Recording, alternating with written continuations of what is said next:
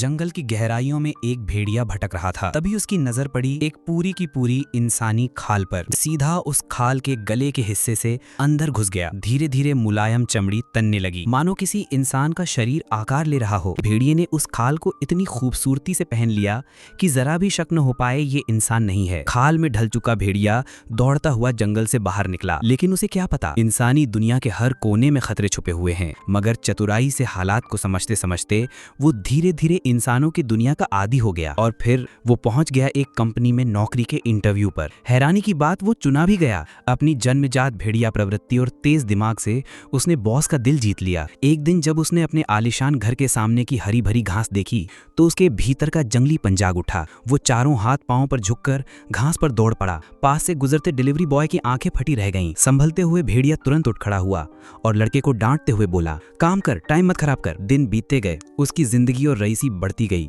उसने खूबसूरत और अमीर औरत से शादी भी कर ली, लेकिन सारे ऐशो आराम के बावजूद उसके दिल में एक खालीपन रह गया। ये खालीपन उसे तब समझ आया जब उसने अपनी बीवी की गोद में कुत्ते वोंगचाई को देखा। भेड़िए की आंखों में भूख चमक उठी। अगले ही दिन उसने पालतू की दुकान से एक बिल्ली खरीदी। योजना साफ थी, गैराज में बैठकर उसे खा जाएगा।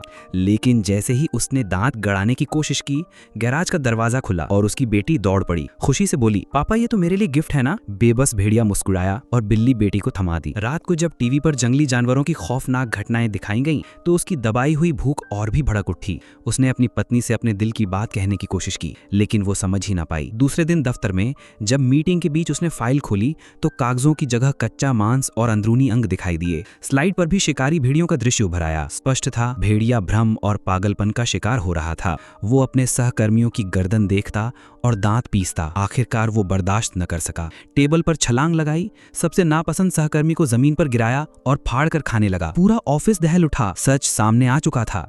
भेड़िया भागता हुआ दफ्तर से निकल गया। बॉस ने ऐलान कर दिया, इस दरिंदे को जिंदा नहीं छोड़ना। थका हारा भेड़िया अपने घर पहुंचा। उसकी बीवी ने जब उसकी असली शक्ल देखी तो हाथ में हथियार उठा लिया। भेड़िया चीख पड़ा, यही मेरी असली रूप है, मैं इसे छुपा नहीं सकता। डरी सहमी बीवी ने उसे घर से निकाल फेंका। भटकता भेड़िया अपने पुराने ठिकाने पहुंचा, लेकिन वो जगह अब इंसानों की बस्ती बन चुकी थी।